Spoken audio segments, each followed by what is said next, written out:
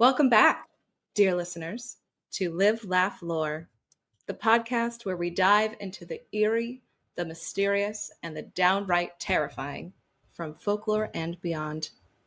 I'm Emily. And I'm Caroline. By golly! That's what you sound like. By golly. Downright terrifying. Downright terrifying. If you guys could not tell, it is Christmas time. For those on YouTube, if you're watching on Spotify, you can't tell because we don't know when you're listening to this. That's very true. Let me explain. I have a big-ass Christmas tree behind me. It's quite large. Yes, I upgraded it last year. It is a pre-lit fake tree, which for those of you that are dead set on having a real tree in your house, you deal with that on your own time. Yep. For me, this took me 5 minutes to put up. And we will just let the earth deal with trying to break that down for the next million years. Exactly. I have a question for you. Okay. Which is, this is not a fun topic now that I think about it, but I still want to know. How long did you believe in Santa Claus? Like, at what age did you realize Santa Claus was not real, and how did you realize? I think it was like 8 or 9. And I don't know that there was a moment because I have so many cousins who are older than me who like all brought it up at some point in my life. And this was like the beauty of being the older sister. They would always tell me, and then they'd be like, but don't tell Anna. And I'm like, why'd you tell me? I'm only like 19 months older than her. I'm like, we're not that far apart. So yeah, I mean, I was probably told, and then there was like one time my mom like got us something and my sister was like, this has a price tag on it. And then my mom was like, Target doesn't use price tags. I mean, Santa doesn't use price tags. So I think that was, yeah. I don't know that there was really a moment, but I think it was just over time, the illusion just was, I mean, they really tried, but. Yes. Yeah. I mean, at some point it does have to die. So, you know, there's no one to blame for it. Except once again, your cousins. They just were older cousins. And I mean, I guess I was like one of the oldest cousins. So maybe I, in someone else's story, am the one that sucks. I probably did. But yeah, between that and the Bloody Mary stories, like. Oh yeah, you're right. Shoved into a basket. Well, I have more with my cousins on this today's story, so no. Oh, good. Okay. I mean, they were just like my friends growing up because we were also close in age, and yeah, I don't know. No, it makes sense. It makes siblings. I just had cousins. My one older cousin that I have, I only have. Yeah, I'm pretty sure I only have one cousin who's older than me. And she's not that much older than me and very similar to me, like bossy eldest daughter energy. And so she took me under her wing like I was her little sister and treated me as such. Yeah. I love her. I think she's great. I'm no qualms whatsoever. But yeah, it was very similar to that where I was bullied. I was micro-bullied a little bit. Yeah. But it's fine. She made me who I am today. That's fair. Yeah, it's fine. It's normal. It's fine. Yeah, I don't know if I was bullied. I think it was all fun and games. It was, yes. You were all very good. I'm going to say something controversial. I think sometimes bullying can be healthy. A specific kind of bullying. It might build character. Maybe bullying is the wrong word, but forced self-awareness, maybe. Yes. To an extent. You're forcing someone to be self-aware of themselves in an environment. Whereas I feel like people who maybe have not had an older sibling or an older cousin or someone to bully them in a loving way, they have absolutely no idea how they come across to people, you know? Fair, but they've never been told. So I was called Sasquatch and my friends called me Wookiee because I'm hairy. I would really have preferred to not have had that insecurity I know it was Yeah. all fun and games at the time, but it did stick with me. That's not what I'm talking about. Yeah, but maybe, like, you're really annoying, stop. Exactly. Yes. I contributed to the bullying. Well, I wouldn't call it bullying, but I think it was just the first time someone was harsh to my friend. So, my friend Laura, who listens to every Mhm. episode, so hi, Laura. Hi. She'll be very excited. Used to Are say we this talking about thing how to you me. bullied her? Yeah. Okay. All right. Great. Well, I didn't bully her. I was just really, I'm an intense person.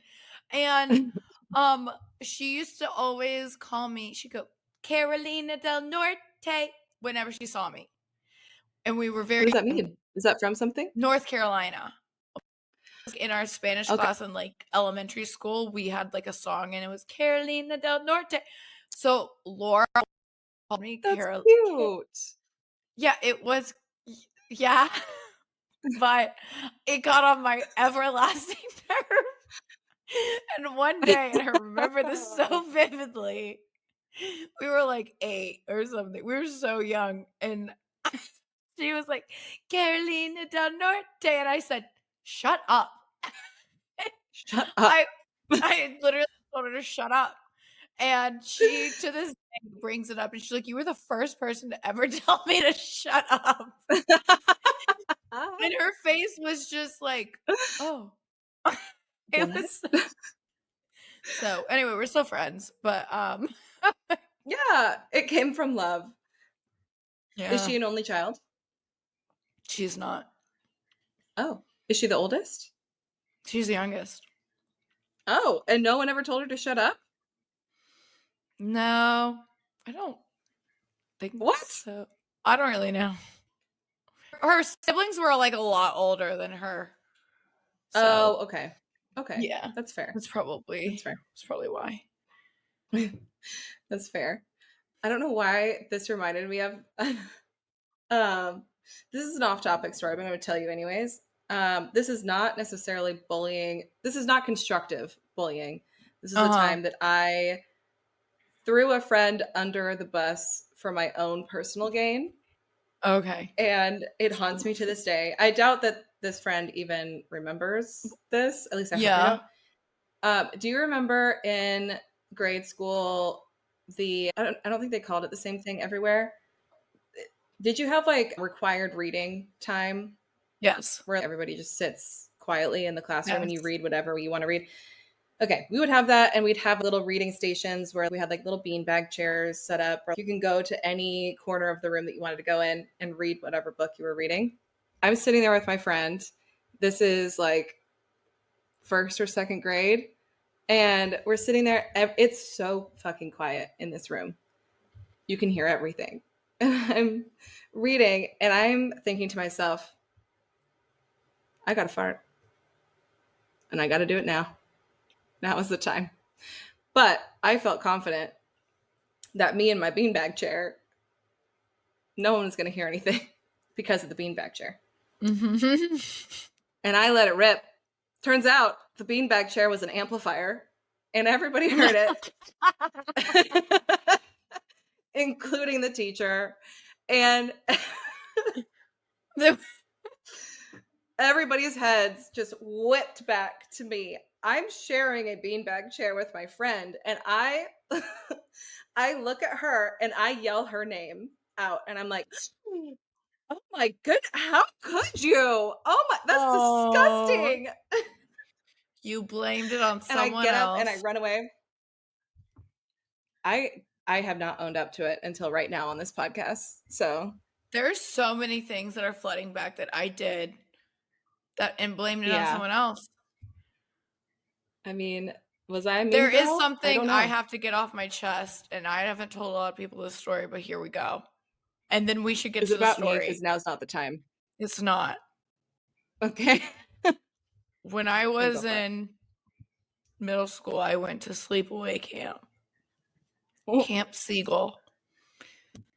And we were on the docks by like the little boats. We had these little outboard motors. And Mhm. there was a counselor's walkie-talkie on the dock. And I accidentally kicked it off of the dock and looked at it and was like, huh, what do I do? Well, naturally, you don't do anything. You just keep walking.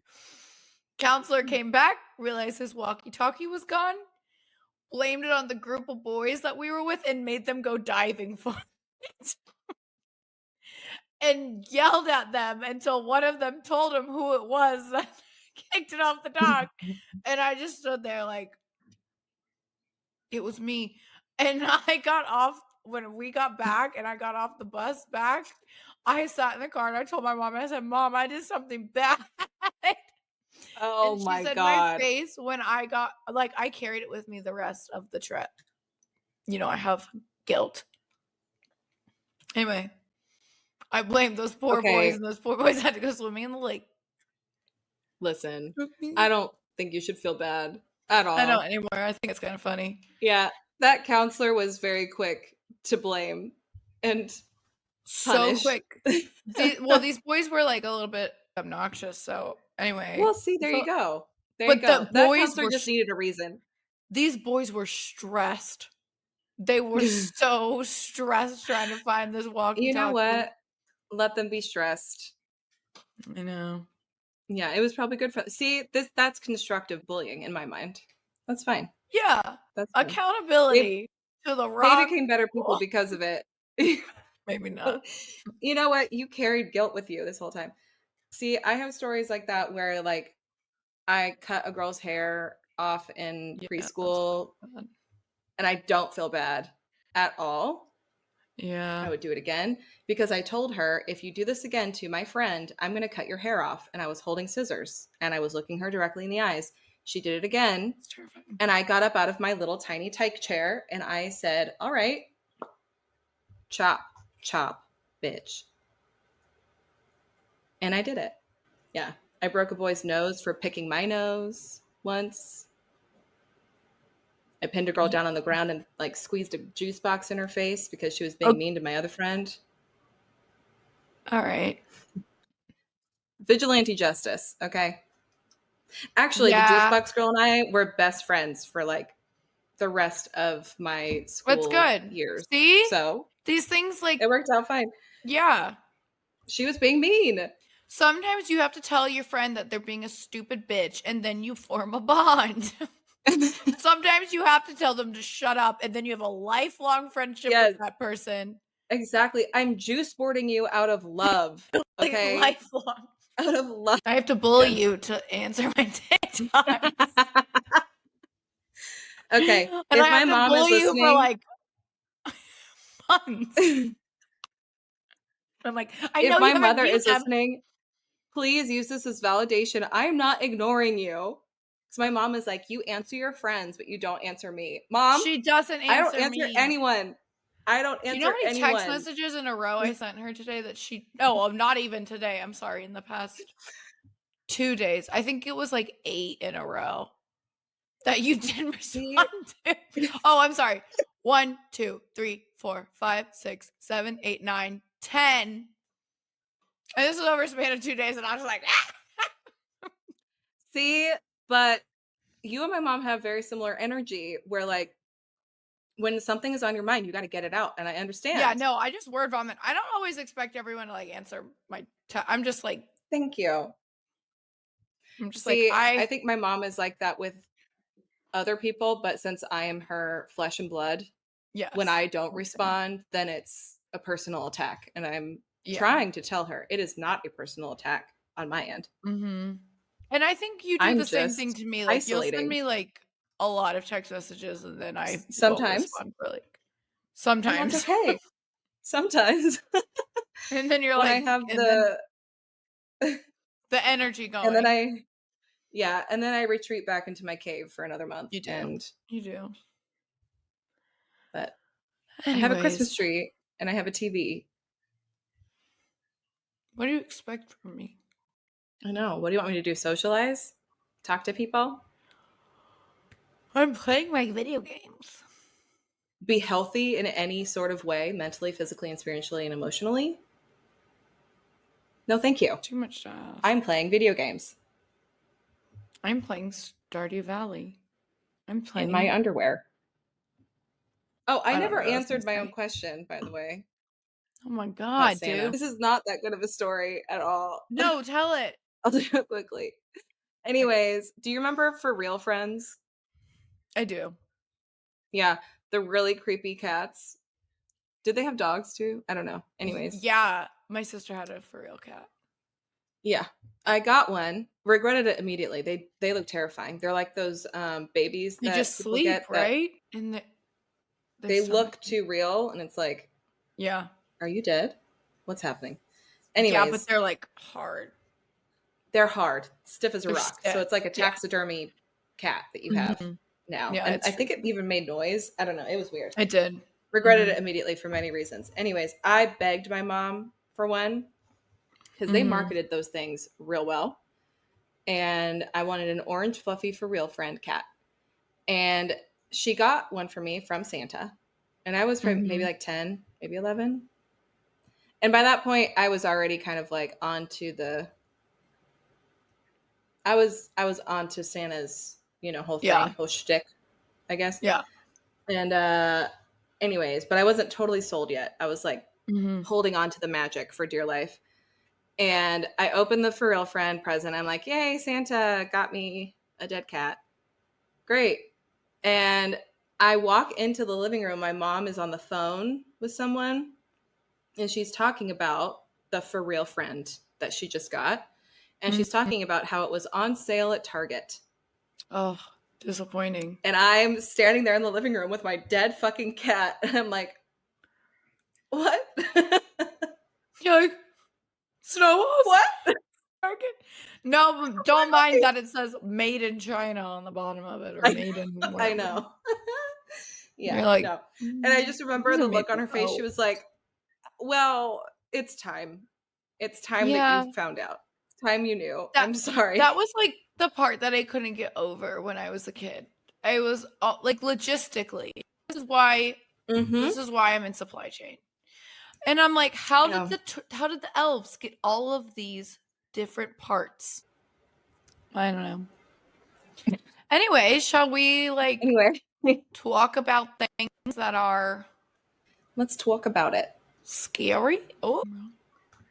We should explain too that we're trying out a different format. Yes. So we're trying out something different. So typically we've been doing 2 stories per episode where we both do a topic. I find that has been a bit difficult for us to find topics that both of us can do that are related. So we're going to start switching off every week instead. And I'm sure my ADHD will just love listening for an hour. But I think so excited. It's going to flow better. And also, I got so into writing it yesterday. And I'm like, I'm writing a whole novel.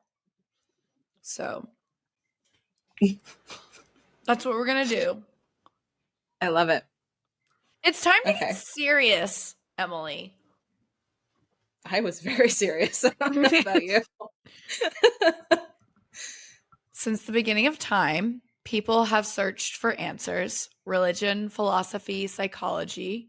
Humans have looked outside and inside themselves for guidance through life. Some ask simple questions like, will he be the one that I marry, or will I finally be rich and famous one day? Others seem to be plagued by existential curiosity. What is my purpose? What happens after death? And are my loved ones waiting for me on the other side?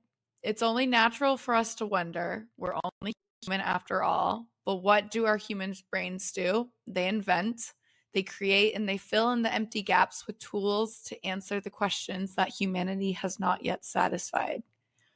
These were the questions that were used to fuel the creation of an oracle board called Ouija. Dun, dun, dun. Beautiful. And you wrote that. I did write that. Yeah. Completely. Okay. So it's a fairly simple idea, and though you can purchase different styles of the board, the makeup and the content is consistent with each board produced and purchased. The board itself contains a combination of words, letters, numbers, and symbols, and on the top left, there's typically the word yes. accompanied by a picture of the sun. On the top right, there's the word no, paired with the image of the moon. The alphabet is etched in the middle in the shape of a semi-half circle, and below that are the numbers 1, counting up to 9, and ending with 0. At the bottom of the board is the word goodbye. A planchette or a pointer is paired with each board and is used as a tool to navigate the spirit's message. The rules or the ritual of the game is also fairly simple. Lightly place your fingers on the planchette, ask a question, and wait. In my experience, it takes about a second for the board to wake up. But once it starts going, it feels like you're no longer in control. And there's an energy pulling the planchette across the board with a force that does not feel like it's coming from you. In order to close out the session once you are done, you must bring the planchette to goodbye, or else the portal remains open, which I've always learned could be fairly dangerous. Although you have the power to end the session, I have seen it the other way where the spirit has decided that they have shared enough and pulls the planchette down to goodbye. Okay, so growing up, I had quite a few experiences with Ouija. You never played with it, right? No, I never did. Were you scared, or was it? Yes, very much so.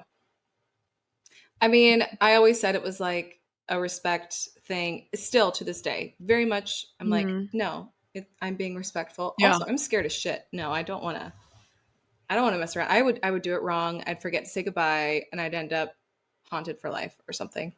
Yeah. So fair. I mean, yeah, I think that was kind of like we were scared, but it also was very intriguing. To this day, like I don't think I would, but there's like part of me that's like, I feel like as a kid, even though I was not into like spooky things like I am now, I feel like there were definitely things that I did not take seriously. This I've always taken seriously, of like, there's just something in me that always knew you don't fuck around with Ouija boards. For sure. So the history of it is actually a little bit different than what I thought. I kind of thought it would be brought back like way to the past, but it starts in the 1800s, 1847 to be exact. It's in Hydesville, New York. 2 teenage sisters, the Fox sisters, claimed that mysterious wrappings were coming from their bodies. The source of these wrappings were said to come from the ghost of a peddler thought to have been murdered and buried in their cellar. And the 2 girls would decode these wrappings and build a spiritual business based on this. So they would deliver messages to people based on these sounds that they heard in their bodies. I don't know. If I created a business based on every time my joints popped, I don't know. I'd be pretty rich. Oh my God.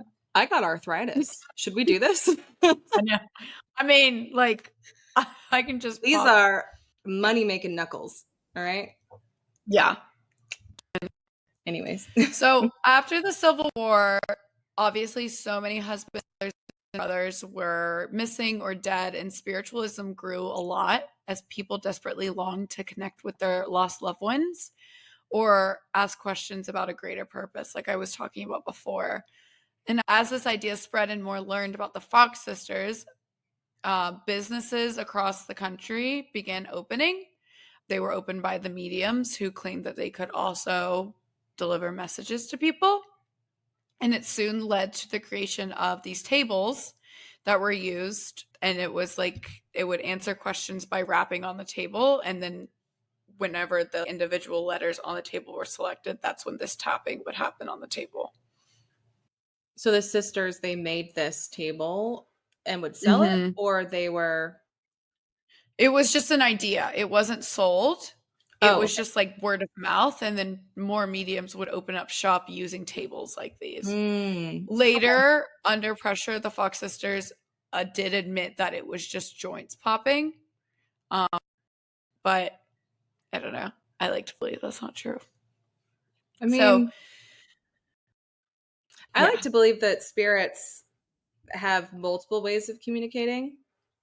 And yes, maybe this started as a ruse, but maybe this is going to sound really stupid, but I promise I'm being serious. Like, you know, like Tinkerbell, where like she only survives if people believe in her. Yeah.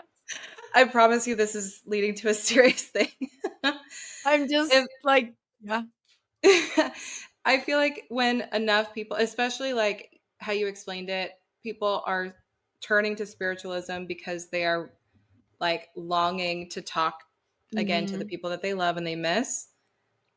I feel like no matter what method would have come from that, you know, a spirit, if it's able and willing to communicate, is going to go that route in some way, shape, or form. I'm Yes. going to talk more about how this all Yeah. comes to be, but like, yeah, No, maybe completely start as a agree. bruise, but like people want it. Like This everything is what you make it. right. Such I profound mean, words once again. I am an artiste. What can I say? Mm-hmm. So, the Fox sisters were in Ohio, a few states away. While all this is happening, over in Maryland, there is a man named Charles Kennard who moved there to a town called Chestertown in 1880.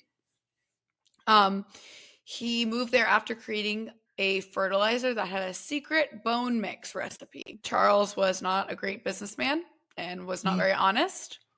And he had some initial success with this fertilizer, but eventually his factory went to auction due to drought, competition, and debt. But all was not lost, and Charles had another plan.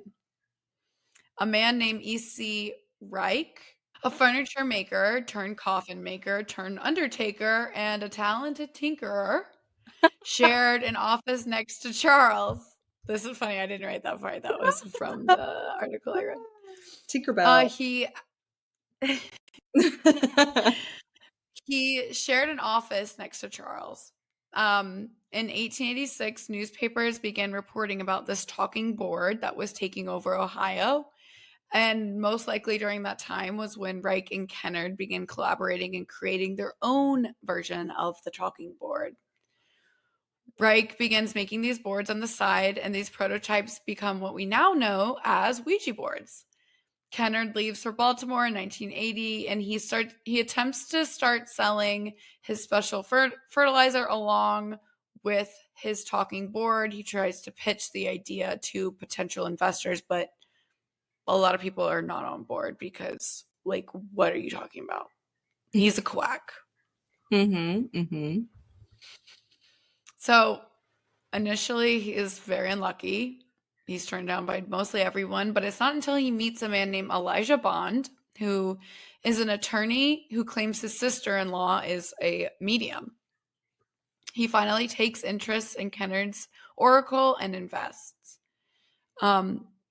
Thus, the Kennard Novelty Company was incorporated on October 30th, 1890, and they began manufacturing Ouija boards.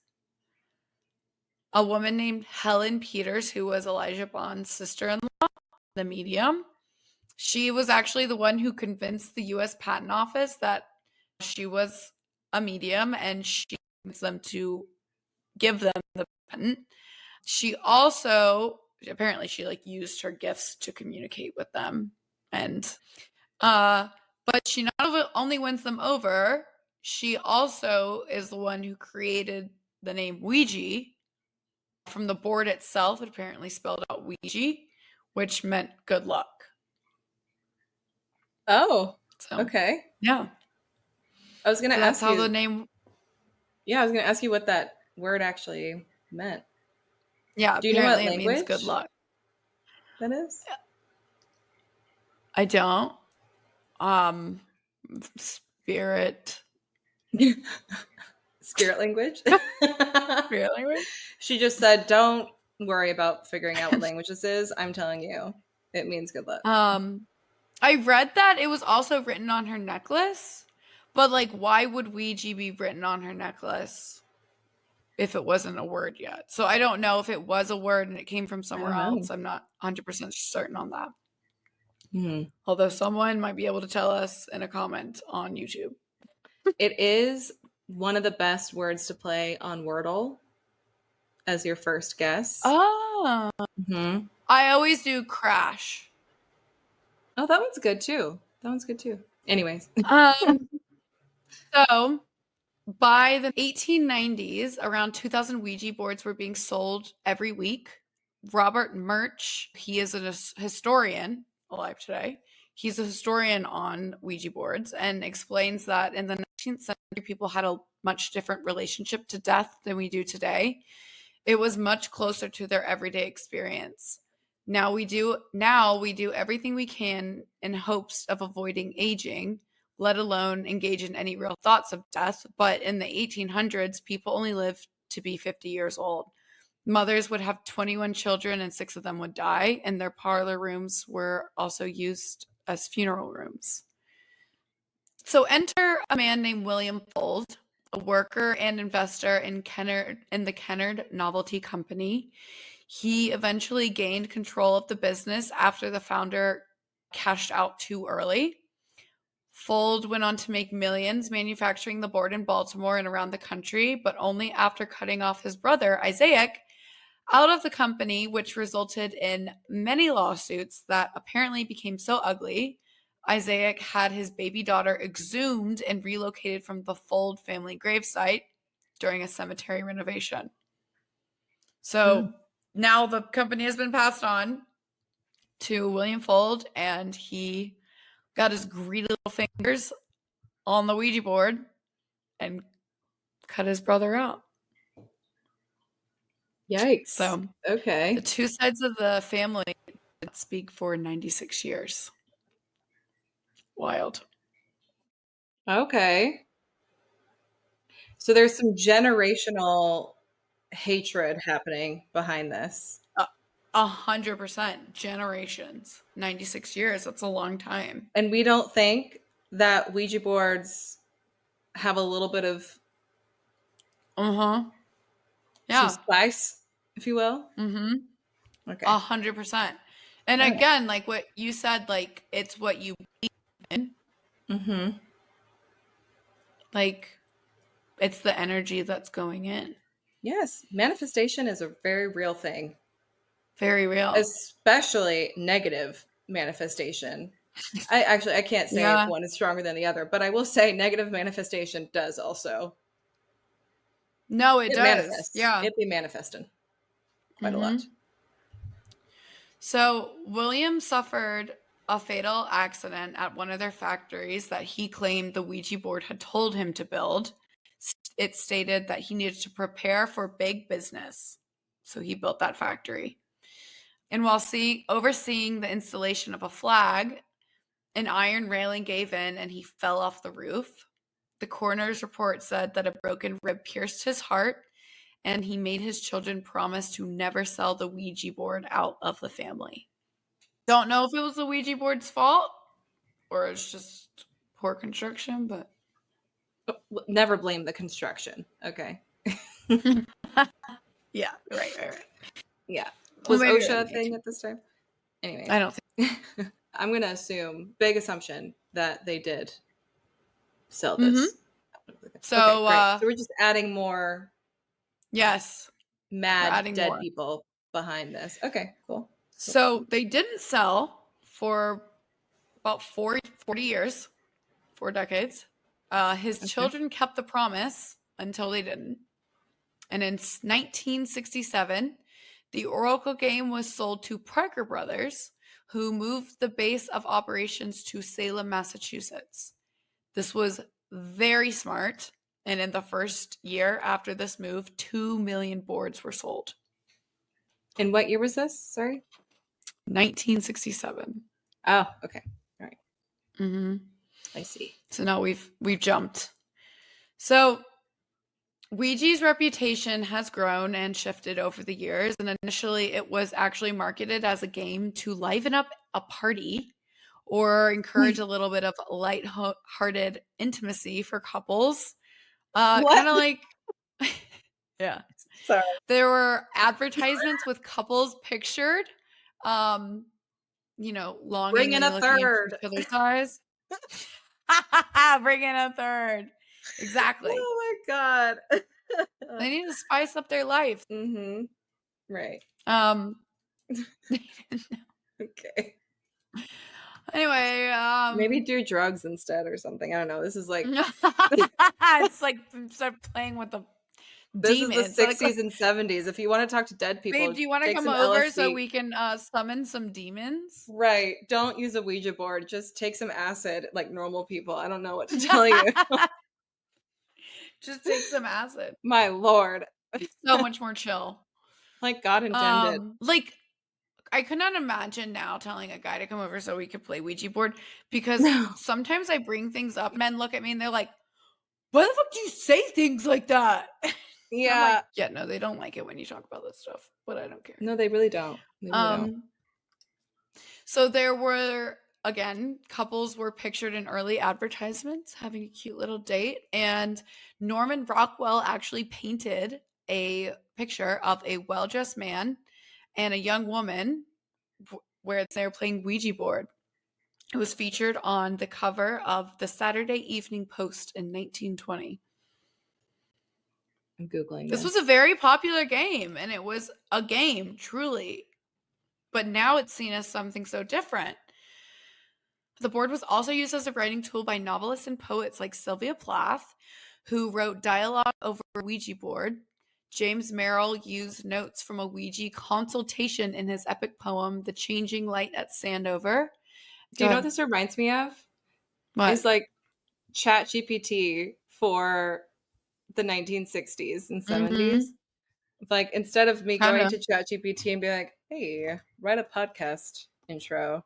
I Like, mean, hey, they're spirits. probably like, will we get married? Will we have a child? Like, help me write a poem. will the Hat Man be watching me tonight? Okay, we're not talking about him. All right? No. Sorry. Leave him out of this. Thank you. So as time went on, Ouija's reputation of innocence shifted to sinister. In The Exorcist, the character Reagan tells her mom that she used the family's Ouija board to ask questions about Captain Howdy, who was a demon that took over her soul. The game has appeared in over 20 films and has made appearances in numerous TV shows, and it now has the reputation of being pretty dangerous and not a toy that you play with. So there is great debate over if the Ouija board truly can connect with those on the other side. When I received my first Ouija board, it was from my parents. It was a Hasbro manufactured board game, and the plastic planchette had "Made in China" etched on the back. Very special. It glowed in the dark. It was literally just a cardboard board, you know, like just like a candy. Yeah. Yeah. Ugh. It literally that was what it felt like. So the question I was asking myself was, how could something created in a mass-producing factory connect us to the other realm? I think the same question goes for tarot cards, crystals, candles, and anything else that's used in divination. And I kind of think that it's, like I said, it's what you make it. And I think you put enough energy into something and collectively. Yeah. Yeah. Well, I honestly, okay, and this could be minimizing things, but I really think Ouija board could have been anything. It could have been a piece of paper with a smiley face on it. And if the same storyline happened and we built up as a, you know, collective, I guess, this belief that this is what works to communicate with the other side, it could have been anything and it would have worked. Because again, manifestation is a very strong, very real thing. I fully believe that. Yeah, and I think like, and I'll get more into this, but like, if our subconscious mind is leading us there, I think your subconscious mind is higher than where you are, where your ego or your super ego is. Because like our super ego and ego is like the thing that's leading us around all the time, right? Right. Like that's why we can't see clearly. But our subconscious is like, I think it like has all the answers, The big we're picture. just trying to find tools to get us there. And I think when you're doing something like tarot, that's why it's important to try and listen to your intuition and meditate, because you'll pick the card, whatever it is. A part of you already knows the answer. Mm-hmm. It's a tool. Yeah. And I think that there is still like divine intervention, like when the synchronicities happen and the confirmation and all the stuff. But I think like it's just getting in connection with that thing. And it's probably the same for Ouija, like choosing the letters, finding maybe your hands are moving it there, but maybe your hands are moving it there because that's where your brain wants to go. It's the same thing that I always say whenever I talk to someone who's like, well, astrology isn't real, horoscopes aren't real. Oh my It's gosh. like, okay, fine, maybe it isn't. But it's forcing you to think, same thing with tarot. It's forcing you to think about the bigger picture and how does this small card with a picture on it, or how does this horoscope relate back to me in some way? Is there something I'm missing? Exactly. It forces you to sit and think about your circumstances and think about a bigger picture rather than what's directly in front of you. So yeah, completely agree. Exactly. I have a theory about the Ouija boards being used as toys and how kids tend to, I don't know if you're going to go into this at all, but like how kids have more experiences seemingly with the Ouija boards. One, because they are marketed as toys, or they have been in the past. But also going back to the whole, like, the spiritual realm will find a way to communicate with you if it wants to communicate with you. Like, there's really not going to be anything stopping that. Especially with children, and especially evil entities with children. I feel like a lot of the stories that I've heard about, like, demons and, you know, shadow people and like things like that. Yeah. They tend to gravitate more towards the innocent children, and they present themselves as fellow innocents. Like, they present themselves as children themselves if they see a physical form, or they present themselves as a friendly name. But I've heard other stories about that where, like, you know, they present themselves with like an unassuming name or as a childish like it presence. Exactly. And I feel like with the Ouija board being used as a toy with children who don't know how to use it, for one, but even if they did know how to use it, I feel like those evil entities are going to use that as a tool. Yeah. More often than not. Yeah. Is that making sense? Yeah. I just think like children are unassuming, right? They don't have, their ego is still building. So they don't have that like protection, I think. And I think like, or that fear, I think is really what it is that fear.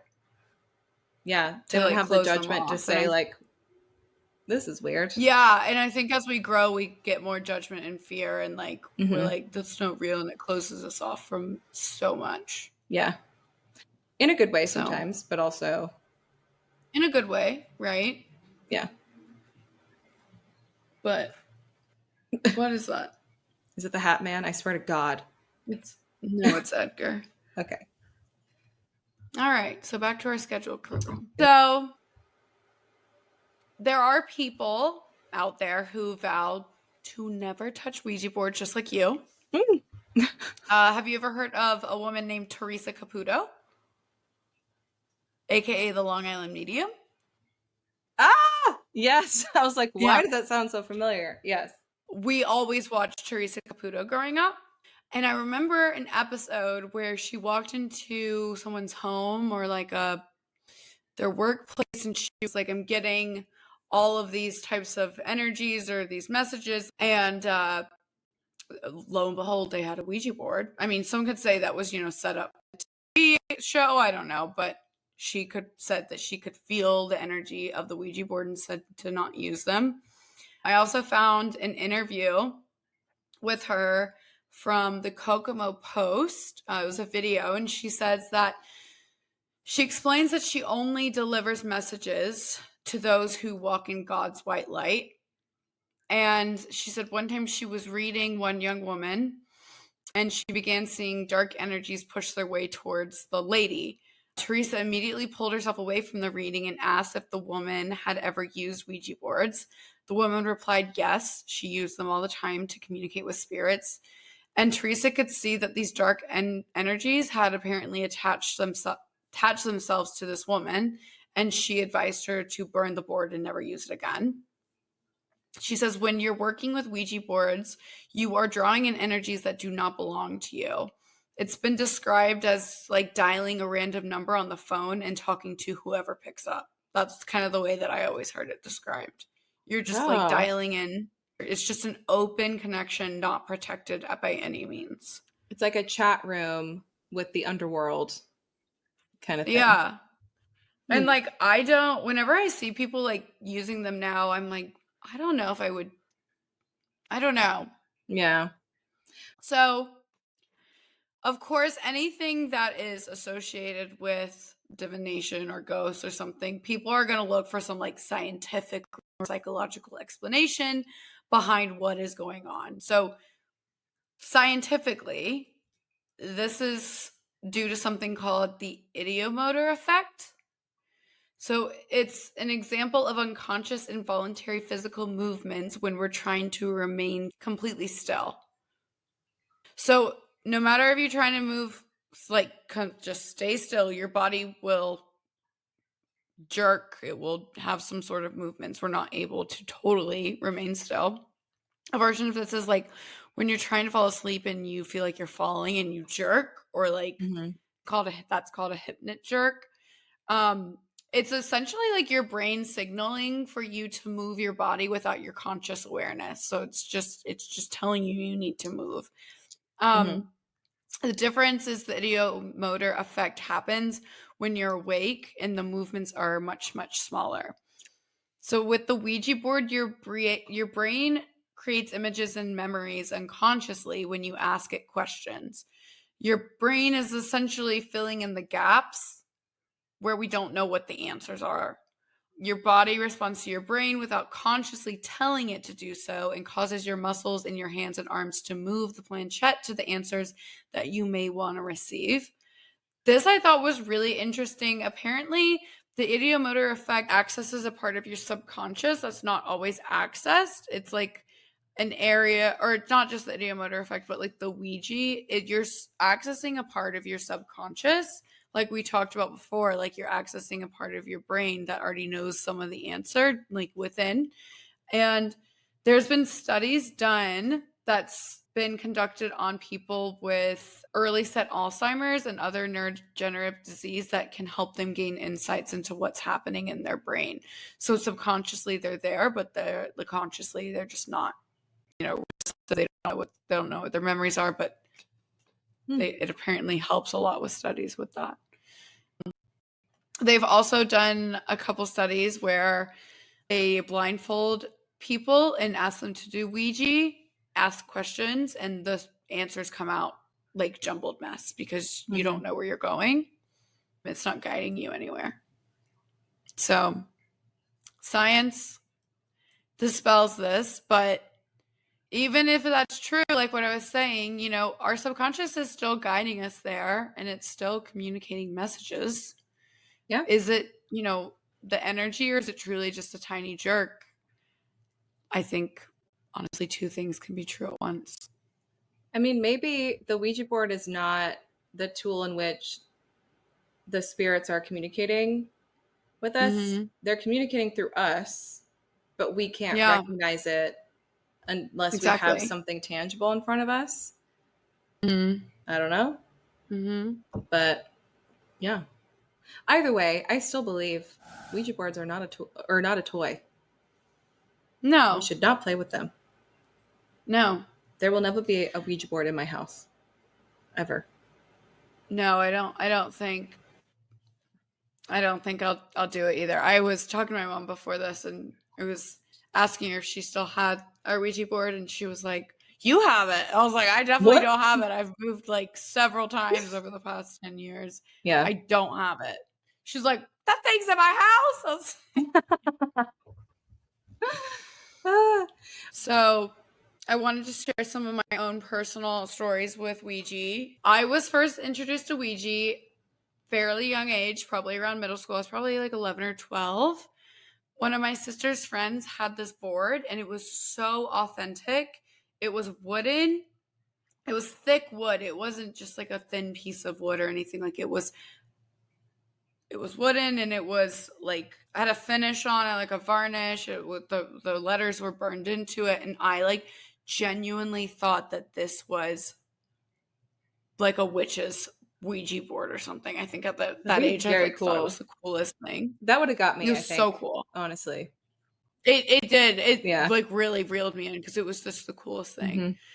So we were young and we played it mostly as a joke. I'm pretty sure we probably took it pretty seriously.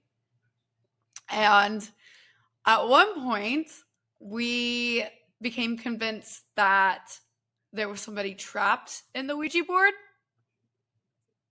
And like Jumanji? Yeah. And we just kept, asking it questions. And I remember becoming like pretty concerned about this soul that was trapped in there. So as any child does, they, our friend's mom was like, it's time to go to Applebee's for lunch. And so we asked the Ouija board if it wanted to come with us to Applebee's, and it said yes. Of course. Who would say no to Applebee's? Yeah, exactly. So we took the planchette with us, and we like walked into the bathroom and showed the planchette the Applebee's bathroom. You know what? If I was that spirit, I'd be like, this is the best fucking time I've had in so long. Yeah, like give me the Applebee's. I know. No, it was definitely, I don't know why we did it, honestly, but we just showed it around. Showed it what life was like. That's actually really nice. There was also another time when we were playing it in a friend's basement, and it's always a basement. Her brother, what? It's always a basement. I don't know why. It's always a basement. And her brother turned off the breaker. Scared the shit out of us. That is pretty funny. So, yeah. So, eventually, like I said earlier, my parents got us our own Ouija board. It was like this glow in the dark one. It was not authentic. And I think my mom wanted to get us one that probably didn't feel as real because she was probably trying to protect us a little bit. Yeah, makes sense. As Southern Baptist, my family is, I think sometimes they are a little bit more witchy than they like to admit. I will use the word witchy, but I sometimes they know. I don't know. Listen, my mom and I have had this discussion / argument many times. My mom is one of the witchiest people that I know. She's intuitive about things that normal human people should not be intuitive about. Yep. And she's got some power behind her, but yes, also definitely does not enjoy me telling her that she's witchy. So no, I don't think my mom likes it either, but they know things sometimes. Yes. I'm like, Mom, you've predicted literal deaths before. Can you? Literal deaths, I don't know. It's wild. Anyways. And I'm like, if you just embrace it, you could get cool shit to be so powerful. So once we got this Ouija board, we began playing it all the time with our cousins, who I mentioned earlier, because I have 20 cousins. And it just became this regular thing. And we kind of always play around with it, especially at night, try and freak each other out. And so when you're playing Ouija, it is interesting because like I said before, it starts off kind of slow and you think people are moving it with their fingers. And then it literally feels like there's something forcing it. Almost a magnet. It feels like it is just moving by itself, and it is so jolting. Almost jolting. Yes, it is. Feels like a pull, and there's